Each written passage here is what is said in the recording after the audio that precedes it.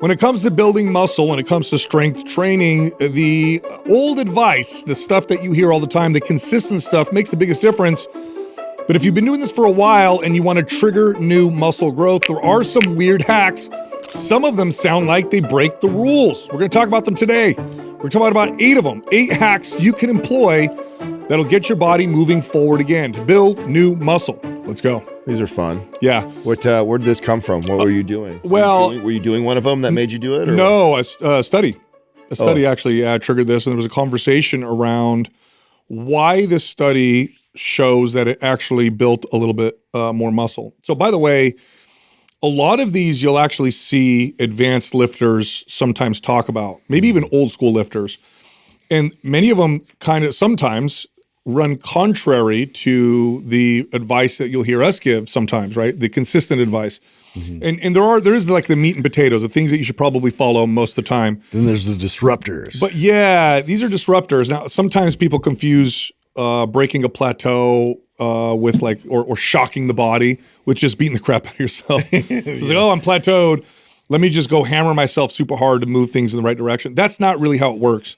How it works is you tend to send a different signal, and you want to do things that have some history behind them, maybe some experience behind them, right? People have been doing them for a long time, and some data, because you don't want to go backwards either. And again, what we're about to say doesn't necessarily, or probably won't replace the basics. It doesn't replace the basics. No. But so the study I saw, I'll start with the first one. The study I saw showed that slightly looser form might actually build a little bit more muscle sometimes. Now, what this looks like is, let's say I do a fly. I'll use a fly as an example. Typically, what you want to do is you want to be very controlled with the rep. And what the study showed was that if there was a little bit of bounce at the bottom, that it did potentially, in the study, look like it was a little bit more effective at building muscle. Now, you'll see bodybuilders do this sometimes. Sometimes you'll see them do this. We call it cheat reps.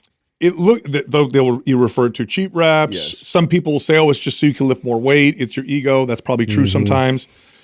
But nonetheless, this study compared it to controlled reps and found that there was some additional muscle growth. Now, I do want to say this before we get into why. The risk of injury goes up significantly with looser form, which is why I almost never advise this. Unless you're super experienced, you've got really good control, good stability, in which case, this could be something fun. I think the most important part of this conversation, which is, I think it's a fun one to have, is because I'm sure there's a lot of maybe new people that see this stuff, that see like an advanced bodybuilder talking about cheat reps and how great they are, or maybe someone referring to a study and them going, wait a second, I hear the guys over at Mind Pump always talking about strict form. I mean, I used to do cheap reps. I think this is a strategy. You know what kind of reminds me of is like a professional athlete, like a Patrick Mahomes or a Stephen Curry, and you watch them do these weird, unorthodox things with the ball. Unorthodox, yeah. Yeah, you watch how Patrick Mahomes will mess around and throw like a sidearm football, or you'll see Steph Curry, bounce the ball into the hoop. Like, not a good strategy to learn how to shoot the ball, not a good strategy to learn how to throw the ball properly. But when you have mastered the technique so well, you can kind of manipulate some of these things, have fun with it, practice your skills. Like,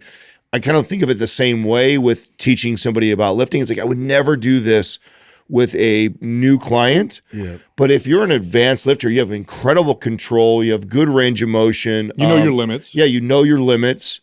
The occasional momentum lift or cheat rep, I can see it being applied. It's just another variable to kind of add into the mix to get your body to respond to it. And it's like we're in an environment all the time anyways where weight isn't controlled, and you're not going to be always balanced with your lifting patterns, just picking up random objects. So to provide that kind of stimulus, it's pretty natural in a sense. Like, we want to have things controlled so we can be methodical and we can actually have tangible progress that we can track. And safety. Yeah, and safety reasons for sure. But to kind of add a little bit of a nuanced variable there, that's going to help stimulate something new. Yeah. Now, besides the variable or different stimulus argument, which is oftentimes true. Well, first off, let me just say this: managing risk is one of the most important things you could do with your workouts if you plan on doing this for the rest of your life. Okay, so when you look at people who've been working out for 30 years. Mm-hmm. the one thing that prevented them from exercising or caused problems or grief was injury. So this is definitely a consideration if you plan on doing this for the rest of your life. So it's very important to manage this and look at it seriously. That being said, there is some science to support why this works. What we find in the data is that the stretch, when a muscle is loaded in stretch position, so in the fly, the bottom position, even if I'm using cables where the resistance is the same all the way through, when the pec is fully stretched, that seems to send a louder hypertrophy signal. Well, here's what happens when I'm lowering a weight controlled versus coming down a little faster and bouncing at the bottom, let's say. And I'll use that word carefully, bouncing. If I have a 40-pound dumbbell and I'm controlling it, when I stop the dumbbell with control, that momentary stop, the weight is actually slightly heavier than 40 pounds. Okay, because I have to stop the momentum. So it looks like 40 pounds. Once I go to the bottom and change directions, it's maybe perceived by the pec as like 42 or 43 pounds. If the rep is a little faster and there's a little bit more bounce, it's actually heavier. I've actually increased the resistance. You mean lighter? No, heavier. So as I change directions with a little more speed, the momentum's going faster and I switch directions. That faster rep with a little bit of a bounce means at the bottom, the weight is actually heavier. Whiplash effect. There's a bit of, because you're stopping you're changing the direction of the weight, and because of the momentum, that 40 pounds, if it's controlled and I change directions, it's 40, 40, 40, 42. If it's 40 and I go a little faster, it's more like 50. Well, that's because of the speed at which it's coming down and then changing directions at a faster speed. So That's right. Okay. That's right. So you actually load the muscle in a stretch position with more weight than you're holding, and this may explain the additional hypertrophy or muscle building effects. By the way, your muscles have this really interesting compensation for that, and you see it in Olympic lifters. Olympic lifters are pound for pound some of the strongest athletes in the world. And when they go to the bottom of a squat, it is not controlled. In fact, they bounce at the bottom. There's something called stretch reflex. Stretch reflex. That's right, where a muscle will actually, because of the nature of moving things in nature, changing directions means it's a little heavier. So you actually stress the muscle closer to its capacity, which is where you might typically you're increasing speed and velocity. So that's a whole nother dimension to what you've been doing previous to that, where it's all controlled and slow. So your fast twitch response actually is a whole different mechanism. That's right. Now, of course, the caveat with this is the fast reps are riskier reps. Yeah, looser reps, riskier reps. So this is for people who have some experience. But if you're like a super controlled lifter all the time, you can try speeding it up a little bit, adding that stretch reflex, that increased resistance due to momentum. And this may just be the little thing that causes more muscle growth. Yeah, I mean, I still stick to my original analogy of, stick with the fundamental ways to throw the football and shoot the basketball. And then as you master that skill, then you can play with this kind of nuance with lifting. 100%. Next up, fewer exercises, but more sets. So let's say you're going in to do a back workout. German volume training. Yeah, they do this, right? Pretty good. Imagine you're going to go in. I remember the first time I did this. Oh, it's amazing. Yeah. So I'll give you an example. Let's say today's back day, and normally what you would do is 3 exercises for back, 3 sets each for a total of 9 sets. You could instead go in and do 1 exercise for 9 sets. Just pick 1 exercise, do all your sets with that 1 exercise. There's something psychologically liberating about it. Well, I was just gonna say, of all the kind of like what you're labeling weird hacks or tips or whatever, this one makes the most logical sense for a lot of people to do. Yeah. I mean, the idea of taking off the thinking about, I have to think about 3 different exercises to go choose. Also, we know the benefits of practicing a lift, right? Getting in the groove. Oh, yeah. And that neuromuscular adaptation that happens through every set. It actually makes a lot of sense to, even if you're, I would say on I think as we go through these, it'd be good, if you're on newer or where you're at, and this is something that even a newer lifter can apply this technique and get the benefits from it. The 2 benefits of this are you can get really good at a particular exercise. So if you want to get really good at bench press or really good at a row, it's great for that. The second part of this, especially for larger muscle groups, if I'm doing 3 exercises for back, I'm typically doing one that's more for lats, one that's more for mid back, one that's more for upper back. But let's say you want to specifically work on your lats. So my upper back looks great. I just want my lat. You could just do pull downs for 9 sets and really focus on the lats. And so from a bodybuilding perspective, or let's say it's your chest, instead of doing 4 exercises to hit each part of your chest. You could just do 10 sets of just incline, just to get that upper chest. I love it for things like that. Although lats make a little bit of sense, and you could technically do this with any exercise, I think the best bang for your buck is picking one of the big 5. Yeah. Right, pick one of the big 5 and do 10 main compound lifts. Yeah, do one of the main compound lifts, do 10 sets of that, and watch what happens. I think it's a great strategy. Some of my best gains in the short term come from this right here. Just doing like one exercise for a lot of sets. Yep. And it's typically one of those big lifts. Yep. Today's program giveaway is MAPS Powerlift. If you want to win, leave a comment below this video in the first 24 hours that we drop it. Subscribe to this channel, turn on notifications. If you win, we'll let you know in the comments section. Also, ladies, are you a comeback queen, an efficient powerhouse, a strength novice, or a lifestyle integrator? Try out our free quiz, see where you fall, get some advice. It's free. Go to musclemommymovement.com/quiz. All right, back to the show. Next up, overcoming isometrics. Okay, so overcoming isometrics, I'll explain what they are first, and then I'll give you the data. An overcoming isometric is trying to lift an immovable object with a lot of effort. So what it would look like is, let's say it's a bench press. I'd get under the bar, and the bar would be relatively close to my chest. It's probably a good position for this. And the bar is loaded with a weight I'm not going to move. It's not going to happen. Maybe I have it, connected to the actual rack, or maybe I load it up with 600 pounds. I'm not going to move it. Yeah, or it's under the arms and you're pushing against. That's right. But I get underneath it and I try to lift it, and I put a lot of force into it. That's called overcoming isometrics. It's an old school strength training technique. Very effective though.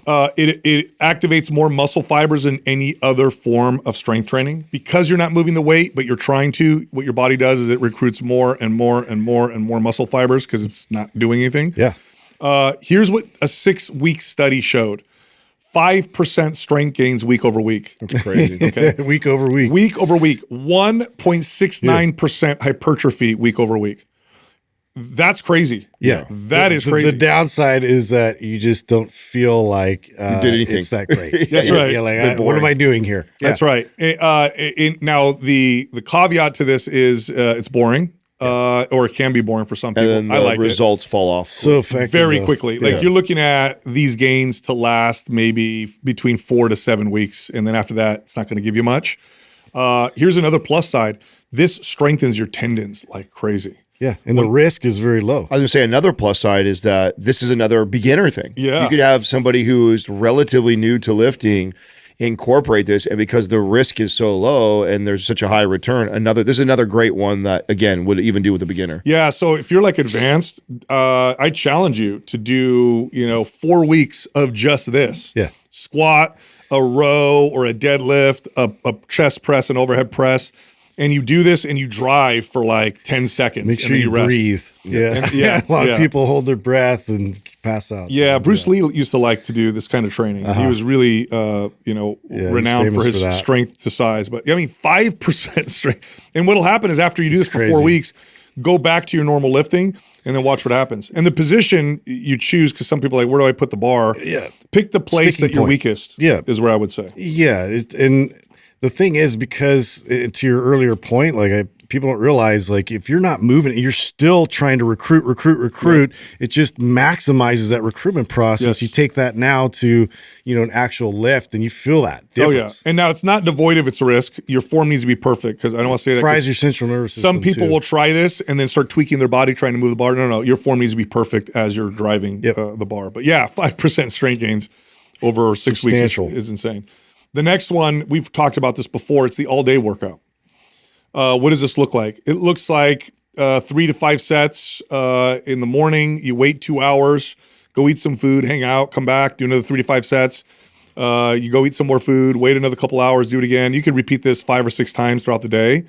Take like 3-4 days off afterwards, go back to your normal workout, watch what happens. Yeah. This is remarkable. Yeah, it's a simpler way to, because we get a lot of questions actually, because we've talked about this many times, is like take like MAPS Anabolic foundational day and you just break it up over the entire day. Yeah. So literally take that because I think the mistake that when we talk about this, when I hear people that try and go do this is they're doing a full workout. Yes, they do it. No. Yeah, they do way more, thinking that the idea is that you're doing these 3 to 4 workouts in a day, and it's like, no, you're taking one traditional workout like a MAPS anabolic foundational day, and you're just breaking it up over the entire day. The one that I Huge did benefits. that I got great results with is I did 3 sets of squats, 3 sets of bench press, 3 sets of rows. And I did it with, so I would do 5 reps with a weight that I could do 10 reps with. So it's moderate intensity.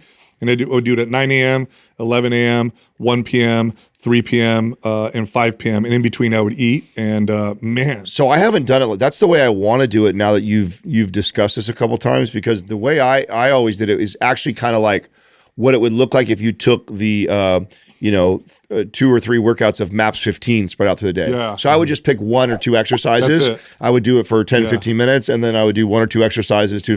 But I didn't think to do one set all the way down. I didn't think to do it like that. So I want to try that, but I've done the other way. Yeah, what's weird about it too is that when I would do that squat, it was a squat, bench, and a row. By the 3rd workout or 4th workout, I was stronger. Which was really weird. It was really weird. I was like, I come back in the garage, do it again, and I'm like, oh my God, I feel so strong suddenly. And then you get a little fatigued by the end of the day. It's like the adult version of a theme park. Yeah, like you spend your whole day for fitness fanatics. Fitnessing. Yeah, it's so fun. Next up, we have BFR training, or blood flow restriction. This was really popular maybe like 10 years ago, 8 years ago. I don't hear anybody talking about this too much anymore, but this works for the extremities really well. What you do is you use a knee wrap and you tie off your arm, let's say, relatively tight, not to let your arm go numb, but enough to where you feel like, oh yeah, some blood flow is restricted. Then you pick a light weight, you go high reps, because the blood, the waste products can't leave the muscle as well. They build up, and it'll torch you. Yeah, but it builds muscle very quickly. I also feel like it's very similar to the isometrics. I'd notice a huge difference from it, but then it tends to fall off. Falls off. Yeah, like it doesn't replace traditional training. No. And I feel like isometrics are the same way too. Great thing to add or complement your lifting or interrupt your traditional lifting, because there's great benefits, great gains from it in a short period of time. But I did notice, because I did a lot. I remember when we first were talking about BFR on the show, and we wrote the guide and all the things. I was using it in different ways, and there was a point where I was like, man, this is working so well. Can I just do this for those body parts? And temporarily it worked, but then I started to regress after a while. It's just like, oh, you can only just do that for a certain period. I gained a 1/4 inch on my calves in like 3 weeks doing it. And then it stopped working after that. Yeah. Well, when I had pain too, it was such a great option. So you didn't have to do very far of range of motion at all. Yeah. And you get like plenty of benefit from it. I mean, that's really where this came from, right? This came from hockey players, rehabbing and, professionals, right? And they don't want them to atrophy too much, and so they tie off the limbs and do this. So there's very low risk because you're doing such a lightweight. It's a super lightweight. But again, it was designed originally for rehab purposes, which is how I love to use it now too. You have someone that's just had a knee injury or something like that, and you can tie off the legs and do light leg extensions and get a massive pump on your quads. Yeah. Next up, we have a very simple workout that you could do for a good 3-4 weeks, and it's the squat, bench, and row everyday workout. And literally what you're doing in the gym every day is a few sets of squat, a few sets of bench, a few sets of rows, and you do it 7 days a week. Yeah. But it's you are broad stroke, but it gets pretty much everything. Oh yeah, but you really manage the intensity here. Like, one of these workouts is going to be hard. The rest of them, you're just kind of practicing the exercises. But in a few weeks, you put on some gains with those lifts right there. And there was a while ago where the squat everyday routine got real popular. You guys remember that? Yeah. Yep. People were adding like 50 pounds to the squat. I feel like it's the time of year that it comes around. I feel like it's once a year. No, I'm serious. I think somebody has made like a tradition around a month that they do that in. And I think every year I remember you hear it starting to go around that it's like this squat every day. I would not do this for longer than 3 or 4 weeks, because this is asking for injury. The same pattern over and over again, you're going to hurt yourself. But you do this for like 3 weeks. Feed yourself well. Watch what happens. I like this. I've used this strategy when coming back from being off for a few months to reintroduce training again. Real basic, only doing a couple sets and every day a little bit, and then after I start to get acclimated, and then now I'm back into my training routine. It's a real cool way to kind of reintroduce that. Next up is to use the sled. The sled is still one of the most undervalued, incredible tools. For everything. I mean, you could build your back with a sled, your shoulders, your chest. your legs. It's great because it has no negative portion of the rep. It's all concentric, which means it doesn't damage the body much. Yeah. And you could stand in front of it and pull it towards you for your back. You could drive it forward. You could drive forward with your legs. This is a great tool, and you could devise a workout that, a couple weeks where you're just using the sled, give your body a bit of a break, go back to your normal workout, and then see suddenly you've got some new strength gains. One of the lowest risk methods to build muscle. Yep. So I mean, I think we all agree that this is probably the most underrated tool in the gym, hands down. Yep. I mean, I just think that, and you see, it's become more popular. I mean, ever since they started, putting grass in gyms. Yeah, introducing a functional kind of grass area, you definitely see most gyms. But I don't know. I think that for as useful, powerful, low risk with big bang, we should see. I mean, every gym should have to have multiple sleds. The fact that one sled is enough for an entire gym just shows you how underutilized such a great tool is. The fact that one gym or one sled can support an entire gym just tells you how much of an underrated tool It's it is. one of those tools that's it's appropriate for beginners to advanced. Like, it doesn't matter where you're at. It's good. And then lastly, isolation before compound, or another way to put it is you could take your workout program, flip it upside down. So normally when you go to the gym and you work, let's say chest, it starts with compound lifts and it goes to isolation. Do it backwards. Do the isolation first, end with compound. Way different feel. Way different feel in the body. You get a crazy pump. This is not the way you should always work out. Exhaust. It's not how you should always work out. But if you did this for a couple weeks, it does switch things up. And what's interesting is the compound lifts feel very interesting when you fatigued a muscle already. And then you go to perform them. The pump is intense. I used to do this a lot in bodybuilding, a lot. I mean, it was a very common thing when, because there's also periods of time when I would be training where I'm in this kind of low calorie place, and so I know I'm not going to be building like. There's times where I'm like, compound lift has got to be first. I'm trying to build strength, trying to build muscle. I'm in a calorie surplus. And there's other times where it's like, I'm managing my intensity. The calories are low. It's like, what a great time to focus on all those little isolated areas or parts of the muscle that I want to focus on, and I'm just going to start the workout with it. Totally flip it on its head. All right, I got a cool study that I know you guys will like. This was August 25th of this year at McMaster University. The study was trying to look at the link between if there was a link. University? McMaster. Is that a real university? Is that like what was the super bad? Real, what was the kid's name in super bad? McLovin. Yeah, McLovin University. Come on, guy, it's not real. Yes, it is. Where are you getting your studies at, dude? Science. This is Science News. Okay. This is Science Daily. Let's look it up, Doug. Where's this university? This is a real university. I call you guys. suspect, but It's all McDonald's University. Jack in the Box University. No, this is a real. It's a real university, real study. And the study was trying to examine whether or not there's a link between eating meat and cancer. So we've seen other studies. Let's find this university first here, Doug. Let's see.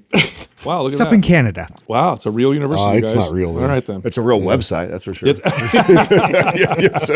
I remember that. Remember that guy? Remember that doctor? The rubber band doctor? Yeah. I remember. He's got a certificate. Yeah, he's got a degree from like a website. He went to like McMaster. No, that's a real. You guys, they do a lot of research there. Anyway, All right, cool. so they were. Don't believe you. I'm totally They're so mad right now. I know. I'm insulting. Still don't believe you, Somebody but who's okay. got a degree. I know. Is all mad right now. There's so many scientists. Very that- I got real. a master's degree. Very real degree. Masters. Shut up. Anyway, so you guys have seen studies before where they try to link eating meat to cancer. And anyway, when you break down the studies, what you find is it's processed meat and processed foods that have the cancer. So eat a lot of hot dogs, you can get cancer. Yeah, like you're going to eat garbage, you're going to get some bad results. Anyway, this study, so a large study of nearly 16,000 adults found, now I love this study because it gets crazy, found no link between eating animal protein and higher death risk. Surprisingly, I like how they said surprisingly because it's not surprising to me, higher animal protein intake was associated with lower cancer mortality. Look at that. Supporting its role in a balanced health promoting diet. So this study, this was published in Applied Physiology, Nutrition and Metabolism.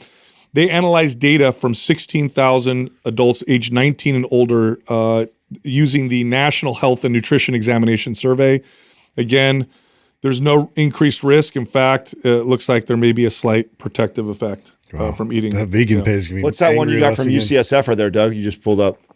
Oh, this is another one. Oh, Yeah, I'm just looking up the study here. Yeah, yeah. So, I mean, it's interesting because trying to connect one of the most foundational basic foods that humans have been eating forever, one of the most prized foods, a food that if you get meat, if you're out in nature and you don't have grocery stores and you have to hunt, you want meat. Yeah. Because you're going to die if you don't get body meat. Literally just yearns for it. You're not going to get You're not going to have enough plants to support you. You'll get nutrient deficiencies. I mean, I always go back to that show alone. It does such a good job of probably what it looked like. What it looked like 500 years ago. I mean, it literally, that's what it probably looked like when you were trying to survive. And you look at the guys that and girls that only find berries. Yeah. They don't last. No. And they don't even last. The crazy part about this is like, you're talking about living forever or living for a lifespan. These people don't last 6 months. Yeah. Like you don't even last 6 months eating that way. Like, so it's crazy to think that, and even like meat isn't enough. It's like you have to have something that has good enough fat in it too, healthy fats. Well, in what's fun, again, meat. If you just ate meat, this is not an ideal diet, so I'll say that first. So don't just eat meat. Nobody's making that case. But you probably won't get a nutrient deficiency. So if you just ate meat, not ideal, but you're not going to get to a point where your body can't function.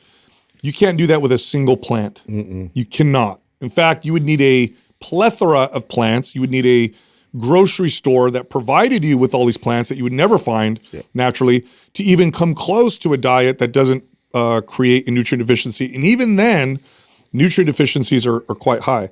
So meat is not only is it not bad for you, it's actually quite good for you. And this study and they did a great job because they did all kinds of different controls. In fact, they looked at plant protein. They found that there was no impact on cancer mortality. It was actually animal protein that may have a small protective effect. I don't necessarily think that animal protein is special from a cancer perspective. I do think and I have another study I'll share when it comes to protein synthesis, but it's the nutrient deficiency issue. Yeah. That's the issue, is that when you're not intaking adequate nutrients, then cancer risk tends to go up. And animal meat tends to solve that issue. In fact, back in the day before vitamins were invented, if you had a nutrient deficiency and you went to a doctor, they would make you eat meat. They would you'd tell your kid to give them liver or give them organ meat to solve that issue. So the vegetarian argument is that it's the inflammation, the mTOR and all this that leads to the cancer. And that's always been promoted so highly. No. It's like saying testosterone causes prostate cancer. Yeah. When you have cancer, first of all, anything feeds cancer, especially anything that feeds a cell would feed a cancer. So that's the case. But in normal circumstances, no, it doesn't do that. This is why fasting is anti-cancer, by the way, because you're killing the cancer cell by starving. By starving it to death. And healthy cells tend to be a little more resilient. Are you following the data on the GLP-1s and obesity chart and everything like that? I mean, I feel like we were talking about it, I don't know, 4 or 5 months ago. It's been a while. Just keeps climbing. So many people are using it. No, okay, yeah, but what's happening with obesity rate though? I mean, I would think if GLP-1s overall because for the first time in how long it stopped. It stopped and actually reversed a little bit, right? We were reversing. So are we starting to see an acceleration in the opposite direction? I haven't seen any additional data, but the trends that you see with food companies, because I think you'll see that first. You'll see the trends with food companies before you see like obesity data, which is harder to collect. What do you mean as far as like losing money? You mean that way? Yeah, like who's buying what? Yeah. Snack food companies are losing money. Yeah, they are. I mean, they're losing so bad that that they're trying to re-engineer the food to bypass the signal from the GLP-1, which is crazy. That's right. So fast food, snack foods, they're all losing market share because people are just not eating as much. When you look at snack foods, for example, or fast food, a lot of people will eat snack foods, but their heavy users eat a lot.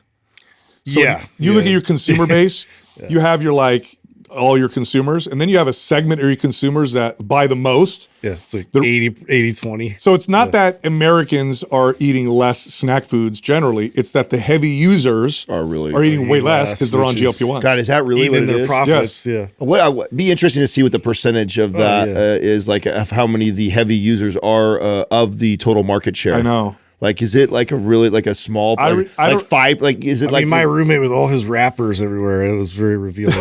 Yeah, like, you always call out your roommate, dude. Yeah, I'll call him Does he out, listen to the dude. show? Yes. Yeah, he does. He I mean, hates you. he's changed his eating behaviors now, but he got, he was up there, man. shamed him into I it? know. Dude. I know. I saw I'm one like, time. oh my God, where do you find all this stuff? I saw data once on fast food restaurant. I don't remember what the number was, but it was like a percentage of their consumers ate the bulk of their food. And I don't remember what the number was, but it was pretty crazy. They have like their regular customers that just give them most of their profits. Whereas most Americans will visit, once a week or something like that. Yeah. You got those people that are literally like several times a day. That's all business, right? Isn't that funny? It is, yeah. That's all business. No, that's Every right. company has their your heavy buyers are users. your buyers. That's right. Yeah, you're saying there's a percentage that buy most of the stuff, and I'm so curious to like what that What is. that Like, number is. Yeah, because I feel like generally speaking, Yeah, what is it? most Is it- people snack. Is it like 15% of their consumers consume, 40%? right? That's what I want to know. Like, because I mean, there's processed food in my cabinet. I mean, I for sure have. So I still fall in that category now. But you're not a You heavy eat it user. like No, over I- a course of like 3-4 months. Yeah, or so, yeah, exactly. I wouldn't consider us a heavy user of it. So what does this say? Let's. Oh wow, regulars, and this is fast food. Regulars generate 65 to 80% I told you. of a restaurant's total profit. Whoa, That's substantial. that's crazy. Now, what percentage of their customers are regulars? Yeah, no, what does that? What does regular mean too? Once a day, a couple times a week. So look that up, Doug. What percentage of the fast food industry's consumers are considered regulars? yeah, what would you constitute regular? And then we'll look up that. Yeah, What's a regular? I know. Like 3 What's times your more? guess? Yeah, What's like your a guess? multiple visit Once a day? every day. No, Once a day? There's maybe people, yeah. maybe 4 times a week or more to a specific restaurant. I would assume. I'm guessing. I have no idea. I'd love to see what this number looks like. Yeah, you got to think like McDonald's and stuff has this stats. They got to know. They got to have, multiple day visits. You know what's interesting is that if people. that's true, I'm surprised that more fast food restaurants don't cater to your crazy users like that. Like having a rewards program. It's like, oh, that's your 20th Big Mac this month, Sal. You got you got one free. Oh, that's what I thought. So there's get a hat. 15%. 15% are highly frequent regulars who they go 3 or more times a week. Okay, 3 or more. So you're So 15% of their consumers eat give 60 them to 80. 65 to 80% of their profits. Yeah. Wow. And so if you put those people on GLP-1s, Yeah. yeah, that's their a- profits are And plummeting. those are the most Immediate likely people tank. to use the GLP-1. That's because right. You're Because you're obese. Yes. Wow. targeted for that. Wow. That's crazy. specifically. Yeah. It's got to be like that with almost everything. So right? they got to be hurting bad then right now. McDonald's, all like of them. they have to be hurting. All of them. Are they? They're scrambling. They're having meetings. What do we do about this, you guys? Oh yeah. Oh, you know what else? You know what else is happening? Big fast food. Clothing companies are the demand for extra large is going down.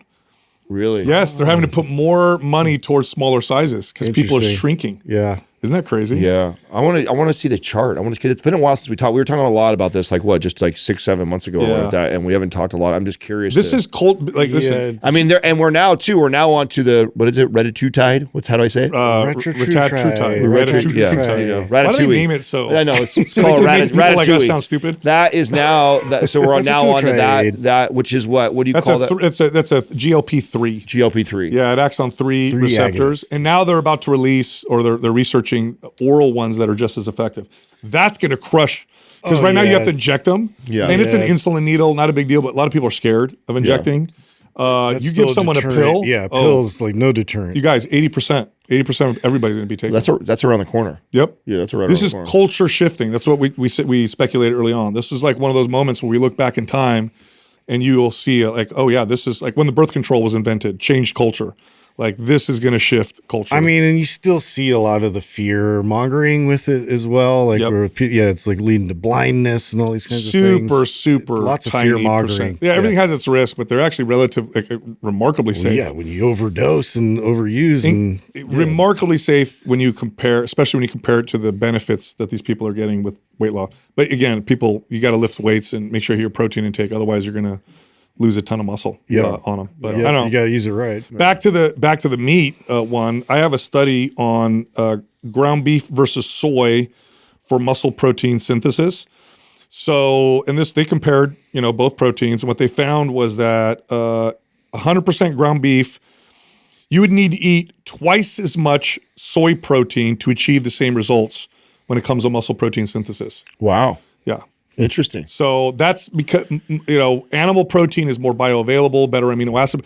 It's interesting though, soy is not a terrible amino acid profile. When it comes to plant proteins, soy is one of the better ones. It's kind of the best option for meatless. It's one of the better ones. Yeah. But in this particular study, 4 ounces of beef versus 4 ounces of soy, 1 serving of beef caused the muscle protein synthesis signal to do the job, while 2 servings were necessary to get the same muscle building effect.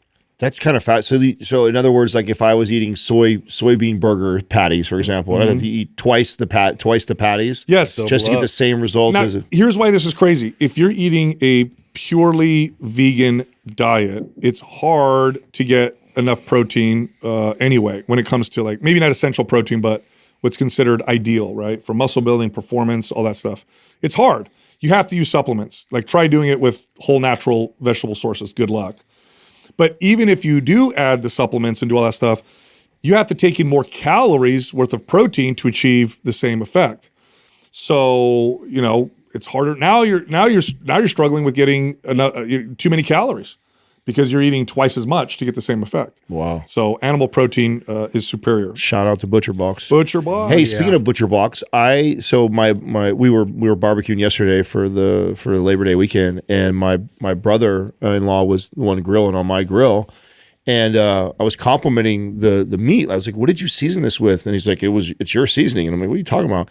I didn't know that and I guess Katrina must have ordered the last order. We get the seasoning from there. Have you used their seasoning yet? They have seasoning? Yeah, they have seasoning now. I haven't tried it. I didn't even know about it. Had no idea. Was tasting the meat. I could tell it was a different seasoning than what I normally use. I'm like, hey, this is really good. What did you season with? He's like, it's your seasoning. I'm like, what? And he shows it to me on the counter and it says Butcher Box. I'm like, I didn't know they had seasoning. Wow. So I just got my most recent box and we just grilled. But my brother did it, so I didn't see what he was seasoning the meat with until after the fact, and saw that. I'm like, oh, I got to bring that up the next time we talk about Butcher Box, that they have seasoning too. Interesting. See if you pull it up, I can tell you. Oh, there it is. Yeah. Oh, I bet it's good. It was good. It was really good. That's why I commented on it, because I was like, I knew it wasn't, because I typically use a Montreal. And then that's your go-to. It is like my go-to on most of my grilling, and I could tell it was something different. And he's like, "Yeah, no, it's the Butcher Box one." Although the bottle looked different than that. Is there another one, or is that the only one? Yeah, I'll look for one. Yeah, interesting. Yeah, I can't wait to try anything. I've never seen it on their site before. I know. I didn't know. I had no idea. So I'm glad you brought that up today, because it's fresh. It was literally yesterday, so I'm so glad you brought it up. Oh yeah, they have a number of. Okay, yeah, I was gonna say. Wow. Yeah. Sweet I'm and gonna go on smoky there today. barbecue rub, I know. Cajun seasoning. So how does that count towards our? So we have our boxes where It's $7. Looks like $7 each. Yeah, or something like that. I'll start. I'm gonna add that. I know. To Cool, my right? box now. I think it must be new. It has to be. Yeah. Because I didn't know saw about it. Yeah, I never saw it either. That's awesome. And I don't know if they just threw that in, knowing that I'd probably end up talking about it if I used it or whatever. But I have to ask Katrina if she actually intentionally went and ordered it, but it arrived with my last box, and I'm like, oh yeah, this is bomb. So I got another study that confirms what we know, and that is that endurance training causes muscles to shrink. So if you want endurance, that's totally fine.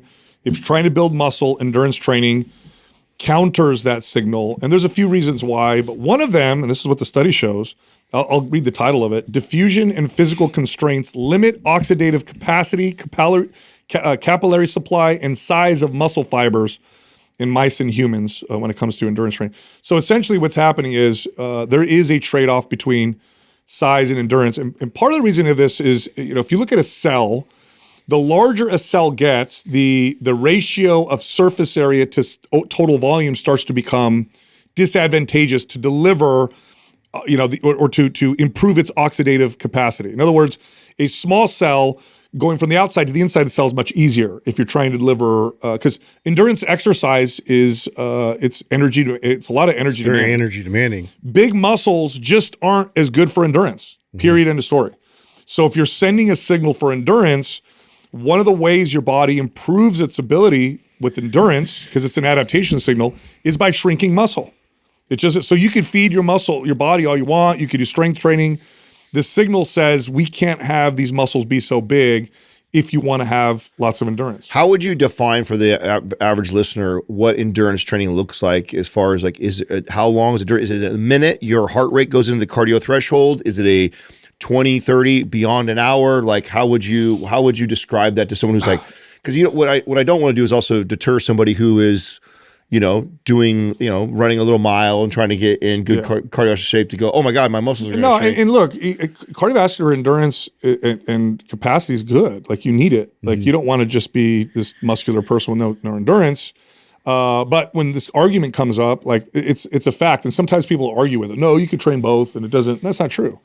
But if you're training for endurance, that's how you know. Like, are you just being active? Are you walking on a treadmill for activity? Or are you pushing the adaptation of endurance? If you're pushing for the adaptation of endurance, well, then that's what you're asking your body to adapt to, and it's going to make muscle smaller.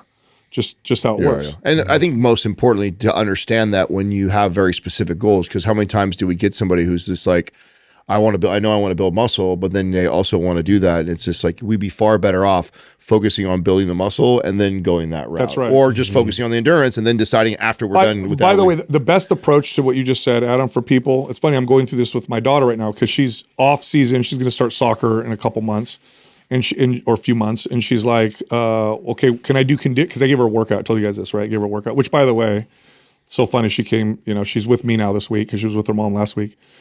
And remember, I had that debate with her over the workout. She's like, how am I supposed to make gains? It's not enough volume. It's frequency and stuff. So she came over and I'm like, are you getting stronger? And she's like, oh yeah, I'm getting way stronger. I said, it's weird. It's as if your dad kind of knew. Yeah, it's strange. Has had the top fitness podcast in the world. I'm always trying to make her know I'm cool. You know what I mean? But anyway, she's like, should I do conditioning with this?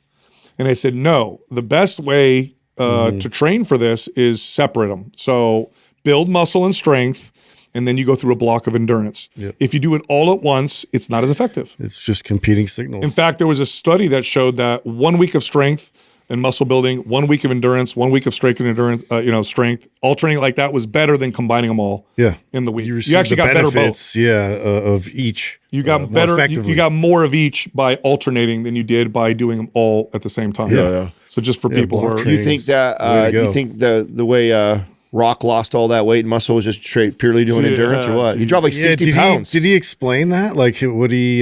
So I mean, 60. It was 60 pounds. You could tell. I mean, he shrunk. I bet he looks better though. Like I haven't seen a good comparison of what he looks like afterwards, shirt off, shirt. I don't know, Dylan, if you saw that. I don't know. He was wearing a shirt. But I mean, you could tell in his neck and his face. Was this for a role? That's what he said. Okay, so he had to lose weight for like a role. MMA. Yeah, well, that makes sense. Kind of, because that's not the guy you get for a role that you want smaller, right? Isn't that kind of typical? Don't you typically get Arnold, The Rock, those guys? Like you don't go like he's the best actor. He's our last big dude. Do you? I mean, is that really what I know? You're right. I feel like if you're going to gain or lose a bunch of weight, you got to be like Daniel Day-Lewis. Go get Christian Bale. Good actor. You're like a really talented actor. He's not really like a great. Is he a great actor? I don't think so. No, I don't. I mean. He's good, but he's not like. Yeah, I mean, he was. I mean, he's good. He's not Robert De Niro. Yeah, exactly. That's what I mean. You do that with that guy, right? Him and Batista lost a lot of weight. Remember, Batista? Yeah. Oh, he's playing Mark Batista Kerr. did. He's going to play Mark Kerr in the. You guys know who Mark Kerr was? No, who's that? You guys don't remember the MMA Smashing guy? Machine? Okay. Yes. You So why would he need to be small for that? Because what may have happened, because Mark Kerr when he competed was huge. God, you knew he was Mark Kerr right away. How'd you know that? Too big. That's an old school MMA fighter. Remember, I used to be. You recognize that right away? Yeah, so you got to watch the documentary Smashing Machine about him. So this guy entered UFC and just dominated. He was a total beast. But then at the end, I think something watched happened. in this era. I don't remember that. Oh yeah, dude. He fought in UFC. He looks jacked right there. Oh, Mark Kerr was a beast, dude. He was so that's definitely not the role he did, Doug, for getting smaller. No, that's I think at the end, Mark Kerr, if I'm not mistaken, maybe you could look him up. Oh, like cancer or something like that? I think he got sick or something and lost a bunch of muscle, if I'm not mistaken. Wow. So, So Mark Kerr, he's massive right there. Well, he's huge in the beginning of the movie anyway. Yeah, so I think maybe he lost the weight for the end of the movie. When Mark Kerr either got sick. I don't remember what happened to him exactly. I don't know if it was. That would make sense now because he's playing a role where he's supposed to be jacked, but then they're like, hey, listen, you get really sick at the end of this, so we need a month or so where you're. Yeah, Doug, look up what happened to Mark Kerr. why did Mark Kerr lose a bunch of weight or something like that? I don't remember what it was. How do I not remember this guy's story? Dude, I know, he right? was, Was he not in UFC? Was he in the Pride or something else? he fought in UFC too. Really? Because I didn't follow Pride as much. Bro, they called him the Smashing Machine because the match would start. I mean, he was so Ken overwhelming. Shamrock days and After after Mark them. Coleman. Do you guys remember Mark Coleman? Yes. Yeah. He trained under Mark Coleman. Huh. They came from that whole school where they were just like Brawlers. we're just gonna Yeah. basically overwhelm you with our aggressiveness. Yeah. And he was scared. Yeah, he did get Lots sick. of offense. He got sick? I think he did get sick. Doug, did you find out? Yeah, how do you spell his last name? Kerr. Oh, you guys gotta watch some of his old fights. I mean, I'm super interested I'm gonna now have to because check I can't figure out why I don't recall him. yeah. Oh, he's got a crazy story. I just remember watching him. It was one of those. You would watch his fights and you'd be like, this. So You feel bad. He must have some sort of a crazy story other than just being a fighter too. Yes. Because Was that the same era? What was that guy with the cowboy hat, had mustache, and who was just like, Oh, Don Fry? Don Fry. Don Fry, He's such I a want to badass. say was maybe before him. yeah, because that would be Ken Shamrock time. Yeah. Don Fry is Ken Shamrock and all that. Era. Fry was a little after Shamrock because Shamrock hit his peak earlier. Shamrock was a beast before UFC. He fought in, I think it was called Pancrase, if I'm not mistaken, where they would do open hand strikes. Oh, that one. And leg locks and What's stuff. the one where they used to Strike you used to do like Force. 5 fights in one night? Well, that's old school UFC. Yeah, when UFC first started, Yeah. it used to be like tournament. tournament style. That's messed up. And no weight classes. No, so crazy, dude. So crazy. The Rock Best. did lose 60 pounds for the role. Yes. Okay. Now, Mark Kerr, he had some opioid addiction, and that's why he lost a lot of weight. Yes, I remember now. Because of the way they used to train. Yeah. They used to So you're train so injured bro, all the time. Mark Coleman and Kerr and those guys, there was a whole bunch of those guys. The way that they trained was like you go in the gym and you're gonna fight. Like we're just gonna fight. I mean, that's some of the craziest their I've ever seen The sparring was Rock looking full right out. there. So he went up. And got jacked. Which, okay, now this makes more sense. Because he probably didn't lose 60 from like kind of where he cruises at. It looks like he got jacked, put on an extra 15, Well, I think 20 he pounds. lost it for that role. He did. He No, was I know. big. He was bigger before. No, well, he's huge right there, Doug. No, what you're looking then the he video lost weight. video you're pointing, that is not him down 60 pounds. That is peak him. yeah, at the end of not the sure about movie, that. at the end of the 100% that movie, is peak him. At the end of the movie, he's probably down. Have you not that's what seen The Rock happened. with his Check- shirt off before? pull up That the is the biggest picture The of Rock him has ever been right where he's there. at You right can go now. Google that. I'm not sure about that. Yes. No. He's Adam's a lot right. smaller Yes, right Doug. now. Okay, I'm being outvoted here. Well, I mean, Doug, have you never seen The Rock with his I shirt off have, before? and he's huge. Yes. Bigger than that. No, know. he was leaner maybe. No. But Well, he, anyway, so according to the article, he lost the 60 pounds to play the role. yeah. Right. But But he shot the first half. That's right. Jacked. That's right. And then he lost the weight for that part of the role. Is totally and it makes sense because that's the biggest I've ever seen The Rock. He probably went up 20 pounds for the actual beginning Yeah, of the role. gained a little body fat size. Yes, got huge, and then he probably cut hard and lost the 60 for what he looked like when he gets sicker. Because I don't think I've seen The Rock ever look. So that big. whole era was crazy. And what they would do is they would take opioids to mask the pain so they could keep fighting. Yeah. Yep. And they would just keep going, and some of them became addicted. I believe Coleman got addicted at one point. I mean, all the MMA fighters, the wrestlers, everybody was wrestlers right is there. big too, I mean, a yeah. lot of these organizations. I don't know the story of UFC if it was like this, but I know like WWF was like this, where they had like an in-house doctor. Yeah. and you finish a match and you heard there was an opioid that they would actually inject even before matches, and I can't remember the name of it. wow. But a lot of them got addicted to it because I don't know what that is. I don't remember what it was called, but they hit them with it before going out to do a match, Oh my so they God. could do the Just whole. numb them up.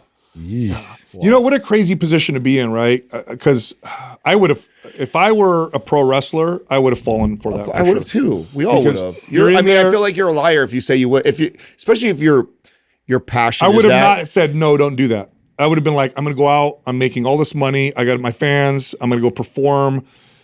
Go. Let's do it. And it was normalized. Yep. Like everybody was. It's not like it was this underground shady thing you do. It's like, hey, go see the doctor. He'll take care of it. All my peers do it. The biggest guys on stage are doing it. It's like 100% you would fall into that.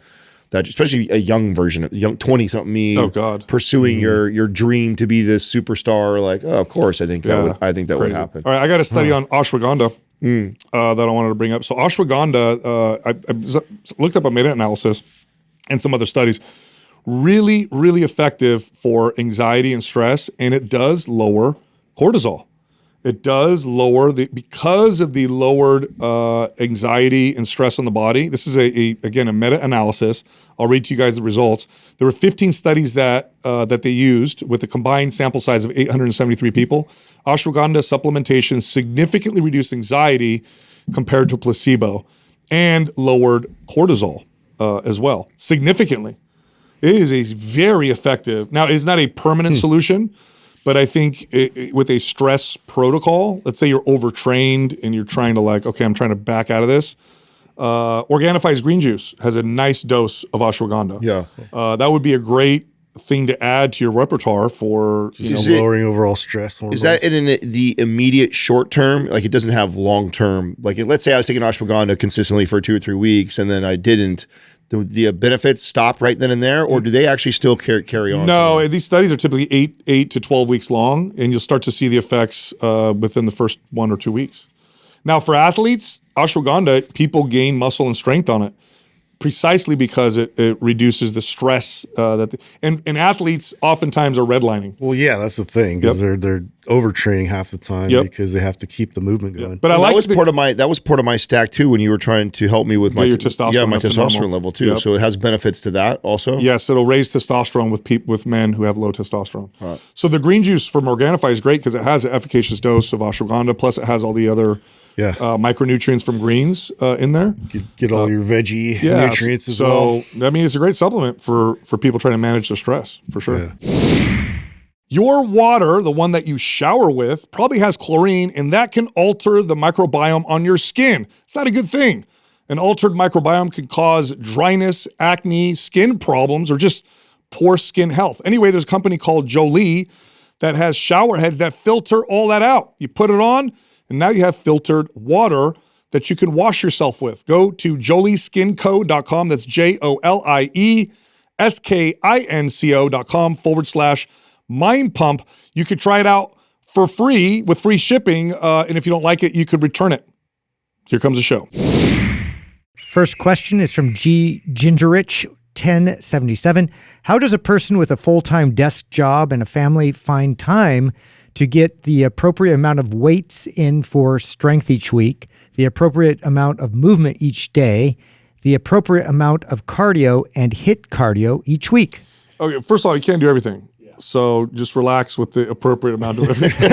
I can't do everything. I only do all the things I'm not doing. Listen, if you did MAPS 15, which is 2 exercises a day, and you got between 8 to 10,000 steps a day, you're going to get 85% of all the benefit you'll get from strength training activity. That's it. That's all you got to do. How do you get those steps throughout the day? You just throughout the day track them. Yeah. So in your Apple Watch, your phone, you can get a pedometer. More bathroom trips. And you just get up and walk for 5 to 10 minutes several times a day, and you'll hit that number. And 2 exercises a day is about 15 to 20 minutes a day. And you probably want to start your day off that way. If you have kids and a family, you're more likely to be consistent if you start your day with it versus end with it. A short intentional walk in the morning, a short intentional walk at lunch, and a short intentional walk at the end of the night covers that. We'll get that up there. And it's a massive upgrade. By short, I mean 20 minutes or less. Like you could get that in and just doing that. And that's a better strategy than trying to organize an hour block where you're going to go. It's not going to work. Yeah, that people are just less consistent with that. I think if you just look at your pedometer and you see where you're at, all right, I'll get up and go for a 5-minute walk. Even just timing, like I used to have like a little alarms with one of my clients where they get up and just stretch, because they're so desk bound all day long. Just to have that like continual, like 5 minutes, get up, and stand up.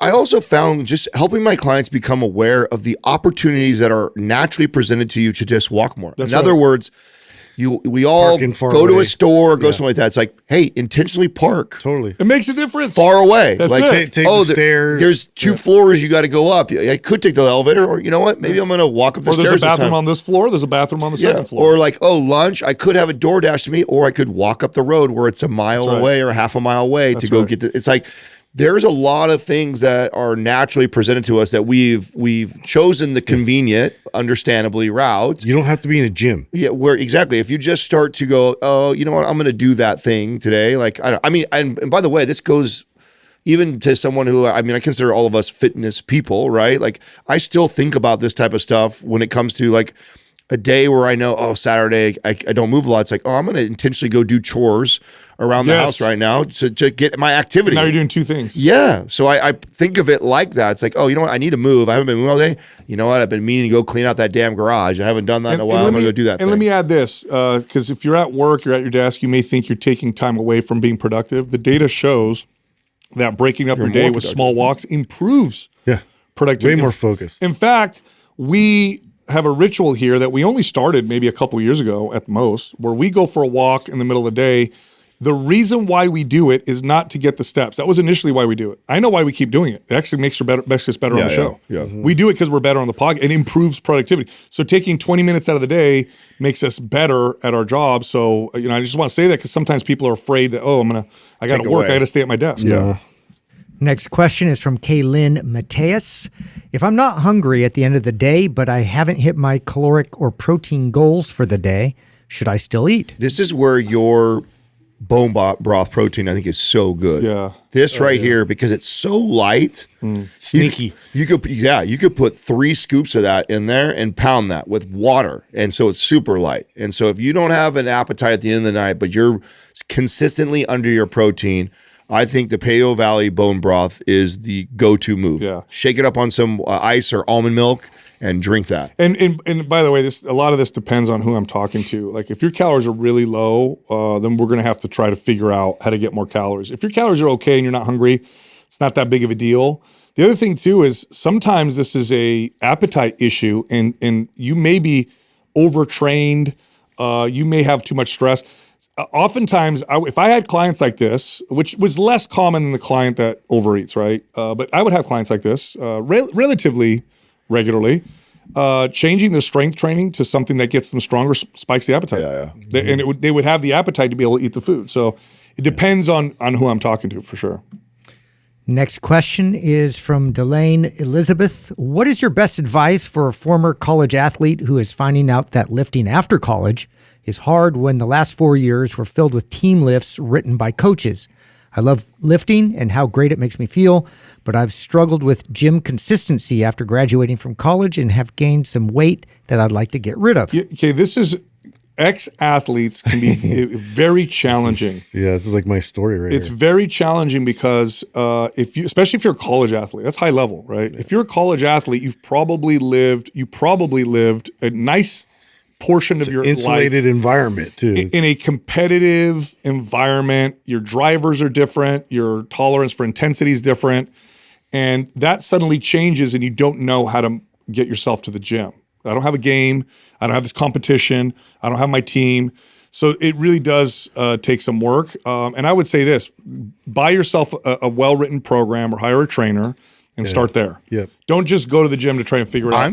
Program makes a big difference. I'm surprised you guys didn't go in the direction of what we're about to release literally today or the next couple of days. I think this is part of us testing this new idea out with what we're about to do with the Muscle Mommy program.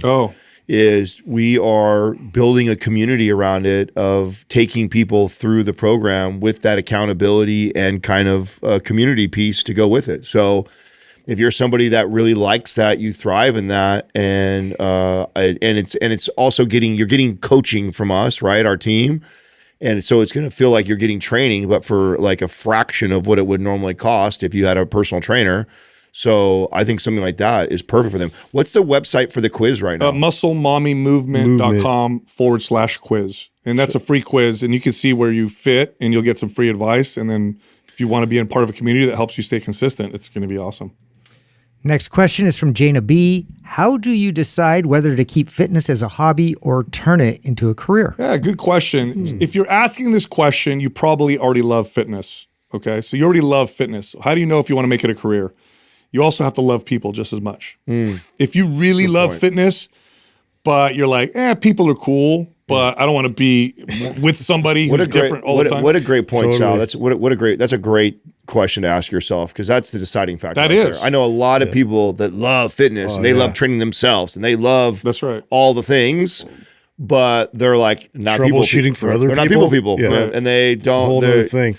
Yeah, what a great, I think that's an easy way to solve this. Yeah, and why is this important? Because when you're a trainer, you're not going to be in front of people that you just like. You're going to be in front of a lot of different people who are very different from you. Difficult personalities. Different goals, difficult personalities. I just did a clip on Instagram about this. Like 8 to 10, you have to be a chameleon. You are going to train people that have different ideology, different morals than you, worldviews, like hobby, all the things. And you got to find a way to enjoy that process.